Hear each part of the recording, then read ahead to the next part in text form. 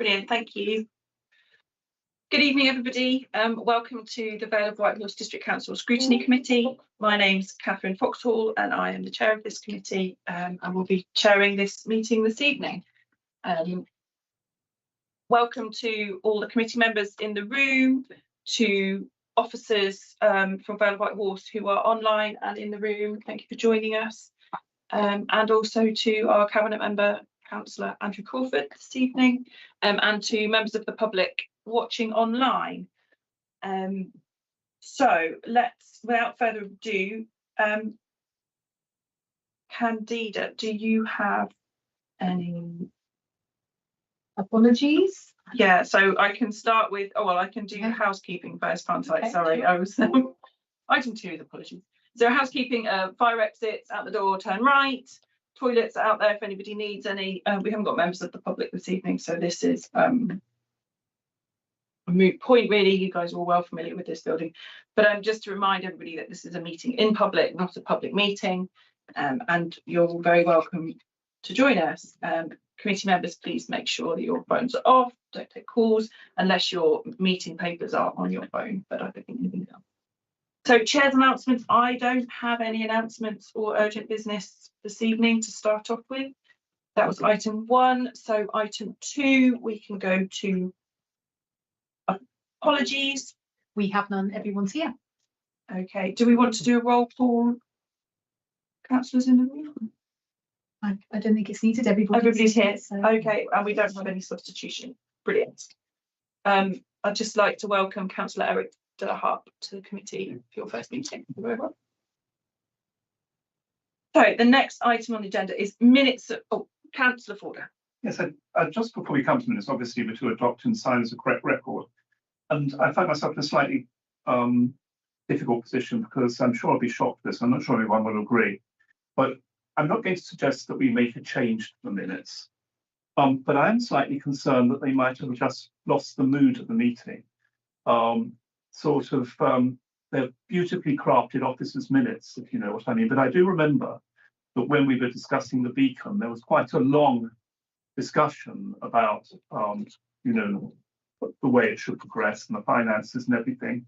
And having read the minutes, I really didn't get that impression, as it was all peace and light and everything should proceed as it always has.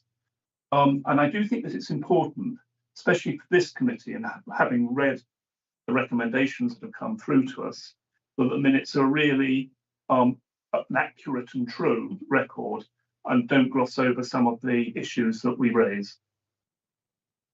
Okay, is there a specific, we are able to make changes? No, it was about the beacon, and I'm not seeking any changes, but I just wanted to make that point.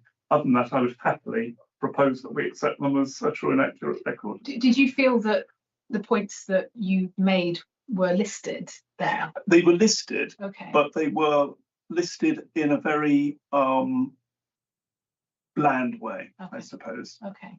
And I think, there was a real discussion about that. Mm-hmm. And if someone who hadn't been at the meeting, given that these are not only just a record, but also something that goes to someone else to look at, I don't think they'd have got the sort of the feel of what members of the committee were saying. Mm-hmm. Okay, but if you're not requesting any, does any other members have any specific comments or? Regarding that subject matter, do you as a chair review the minutes before they're published? No, I think I get the same opportunity to just at the meeting to comment as with the agenda as you guys do. Because I would think, Oliver, that those sort of problems should be resolved prior to them coming to this committee for approval. What you were saying, it's not the time to change it now, is it? No, exactly. Through the chair, Debbie, you are, of course, exposing me for the fact that I only read them this afternoon, prior to the meeting, whereas if I'd read them a few days ago, I might have had the opportunity to raise the point. But nevertheless, I did think it was a point worth raising. Yes, yeah, I agree with that. I did read the minutes and I can see what you're getting at, but I did read the words a couple of times. I read the words twice and it actually said what we were doing here, that there was one sort of where members were concerned about the funding and felt things should be moving more quickly. And I thought, well, yes, we were. And so that does actually explain the mood of the meeting, but I can see what you mean, that the language used was very measured, and therefore A perfect word, Judy. Thank you very much.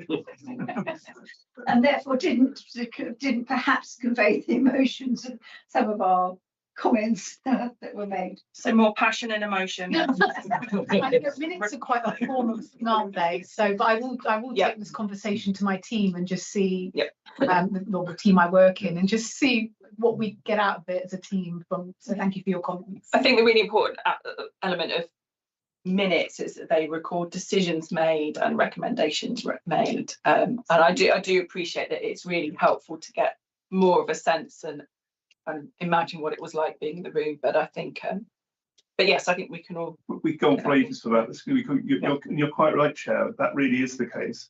But nevertheless, I suppose it came at the same time as reading the recommendations from the guy who came in and looked at scrutiny, and it was a sort of the need for sort of directness and honesty, I suppose. And I suppose that was what I was thinking was necessary a bit. Yeah, I suppose the other point is that, of course, the meeting is online, so if anybody's really interested, then they would look at watch the meeting itself. Yeah. Okay, I think we'll take that point on board. Yeah. Thank you for raising it. And yes, I think if a kind of sense of the mood could possibly be incorporated, if relevant, that would be great. But no, absolutely. And I think you raised a really important point that we have had a review from the Centre for Governance and Scrutiny. And I think it's really important that we take that report on board as chairs and as members of the committee and look at that and review all elements of our work. So thank you very much for that. Okay, so is everybody happy that I sign these minutes as a true record of that last meeting? Do I have a proposer? Thank you. Thank you. Okay, great. I shall do that at the end of the meeting. Yeah, of course. Okay, thank you. Declarations of interest. So I'm going to ask councillors to declare any pecuniary interest, other registrable interest and non-registrable interest or in conflict of interest in respect of the main items on the agenda for this meeting, and to remind everybody that is the new waste depot discussion. That's the rule. I have a role as cabinet member on the county council for development and infrastructure, and as such that covers the whole of the area. So there are items within the paper that come in areas I have discussed in other forums. But I think just to confirm that doesn't preclude Judy from being involved in the discussion. We're not making any decisions. We're making recommendations to cabinet. So thank you. That's fine. That's great. Thank you. Any other declarations of interest? Lovely. Thank you very much. Urgent business. I don't have any other urgent business to pass on this evening. Item 6 on our agenda, public participation. We don't have any registered members in the public. Nobody tonight. Nobody tonight. Okay. Item number 7, our work schedule and dates for all scrutiny meetings. And these are on pages 11 to 13 of your report pack. Now, the main comment I think to note is that our next meeting's booked in for our Vale scrutiny meeting on they're all dated 24th of September, and there are 5 large items dated 24th of September. So what I'm going to propose, and I've been discussing with Candida, is that we split September into 2 meetings, and we will work out with officers the best way to do that, specifically because we've got corporate plan performance report, corporate plan future plans. We've got leisure facility strategy, which I know is a big item that members are very interested in.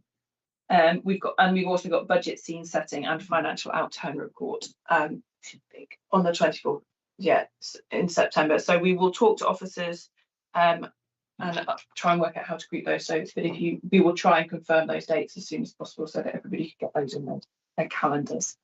That could be action. Hopefully no one's on holiday then. Everybody will have their holiday by then. No, What are you going to be? Well, I'm sure you can find a willing substitute from your group. well, there are a lot of us. You're quite right. I walked into that one. Okay, right. So that's. Has anyone else got any additions for the work plan or comments? Councillor Gascoigne. Excuse me. I noticed there's an item. Looks quite interesting. Decarbonisation projects lessons learned report, and I think maybe there'll be some. I've been thinking about what kind of other items we could add to this, and I think there'll be more ideas that come up when we review that. When we look at that review that's been given by the that report that's just been commissioned, looking at how we do scrutiny. But thinking about lessons learned, something in my area is about when we have big housing developments, a lessons learned on delivering the infrastructure for those, as in holding developers to account and that sort of thing. Looking back over some of the big developments that we have been delivered and those that are to be delivered, so that we carry those lessons forward. Yeah. So that's a suggestion, but I think there'll be more that comes out of we've looked at the review. Great, thank you very much. Yes, that's really helpful. And related to that, since our last meeting, the Joint Audit and Governance Committee had discussed an element of housing, and Councillor Ford, I know you raised there the question of how do we deliver housing as a council? What is the plan going forward? Perhaps we could have a big housing meeting where we look at our approach to housing, and perhaps that infrastructure question could come as well. It's slightly different. It may be that it's a different item altogether, but we do now have a draft proposal form that as a committee we can use to start to scope items that we're interested in. So maybe we can do that. But yes, absolutely, I take that on board, and let's have a think about how that might be able to be discussed. But I agree, that's a really important question, and it comes up all the time. Yeah. Great. Councillor Ford. Yes, you anticipate my question actually, which is that despite all my efforts on our purchase of housing, which I think actually is a fantastic thing to do, but nevertheless I think is a proper thing for scrutiny, still doesn't seem to have made its way onto the work schedule, and I think it's important that it does. Yeah, absolutely. And I've discussed this with Emily Smith, and we will be working at, particularly now that we have the review to look at in the report, we'll be talking to officers about, because I think in terms of our role, scrutinising policy development and strategy, our aspirations as a council to deliver housing are a really vital one. So thank you for raising that, and we will add that to the work plan. Yes, I mean, it may well come under the lessons learned. It's coming up as under the affordable housing, but I think we might need to look at our SIL and our 106 requests. Certainly the 106 requests that go with the strategic housing sites, to see if we're using the right sort of, how we're deciding what we go for with each thing, because I think some of the problem is we ask for 106 things because we know they're needed, but that maybe, I was thinking of particularly the health things, we need to ask for money, but that is often the one that's going to be difficult to deliver. So maybe we should look at how and what we're asking for in the 106 agreements, in the light of we would like them to be deliverable and part of the development that they're going with, because some things are, and it's that boundary, isn't it, between what you think is necessary and what you think you're actually going to be able to get across the line. Yeah. Okay. So let's take that one together with. Yeah, it might be part of lessons learned. Yeah, yes. But I think it's also about infrastructure and services that come with housing. Yeah. And how we use any leverage that we've got to make sure that those things happen. What we have work. Okay. Yeah. Okay. Right. And Debbie. Related to that, the section 106, there's a concern amongst many of us that monies that have been promised are being spent and we have to give it back. So a regular reporting of some kind, or at least a one-off reporting to this committee of how we're doing in that regard. I know there was a policy for spending money that's given in lieu of providing affordable housing on site. there was a procedure and a thing for that.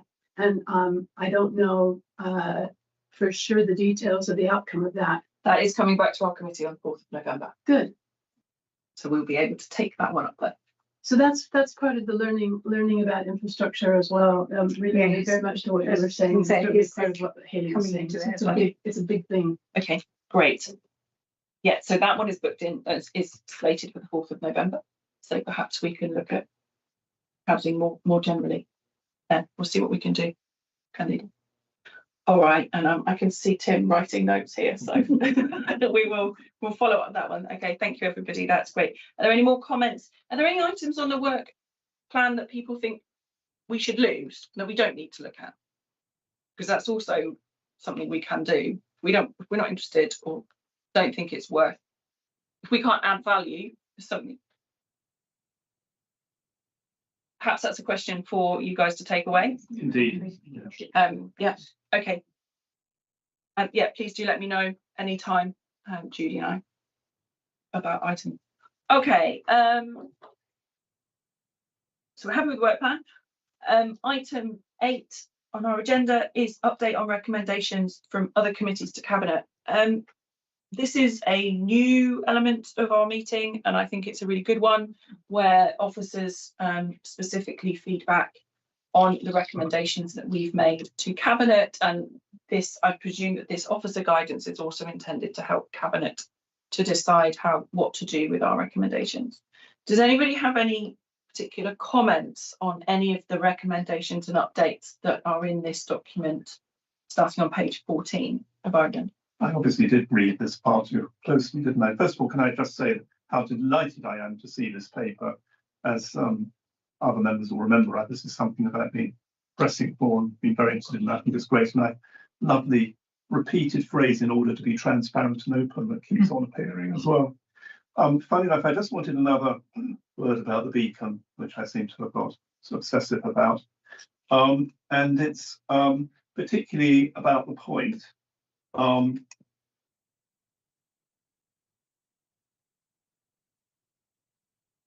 Basically, I think it might be on the next page. No.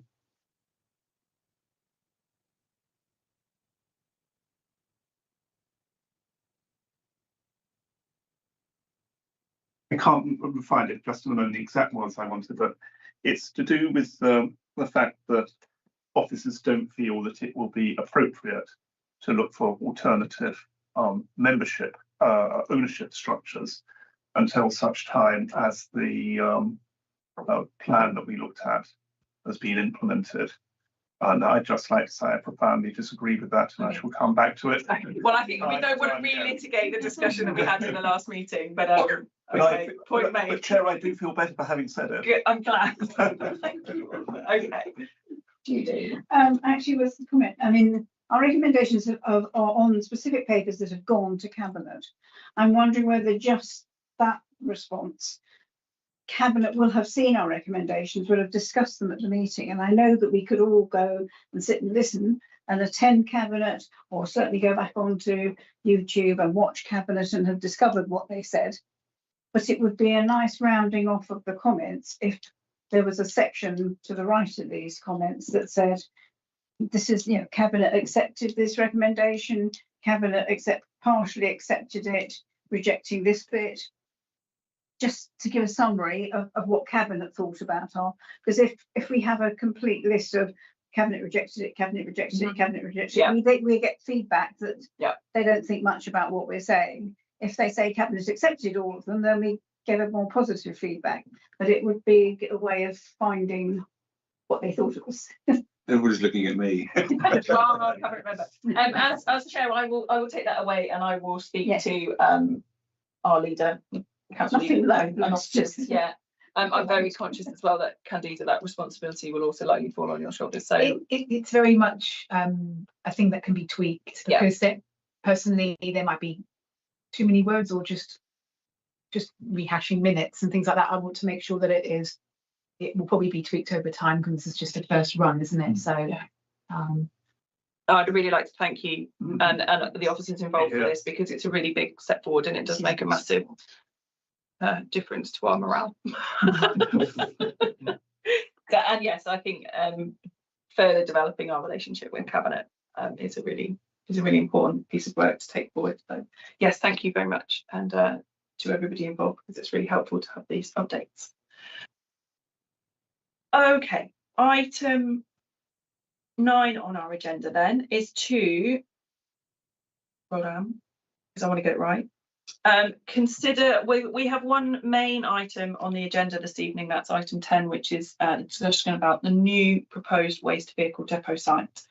Now, item 9 is what we have to decide as a committee whether or not we feel we should exclude members of the press and public for all or some of the discussion related to item number 10. Under section, and that is under section 12A of the Local Government Act 1972 as amended, on the grounds that either it is likely that there'll be disclosure of exempt information as defined in paragraph 3 of schedule 12A of that act, and or the public interest in maintaining the exemption outweighs the public interest in disclosing the information. So could I please ask the committee what they would like to do? I would like to move the exclusion. Having read the confidential papers, I can't see any way that we can have a conversation which will not be talk about confidential matters. And I think that to try to divide it into two and talk about bits which aren't confidential, which bits of it would be impossible. So I move. Okay, do we have a seconder? Yes. Councillor Gascoigne. Yeah. Okay, thank you very much. So we will then move to item 10 of the agenda, but we will do so with the exclusion of members of the public and media. Okay, if we could end the stream, please, and let me know. Thank you.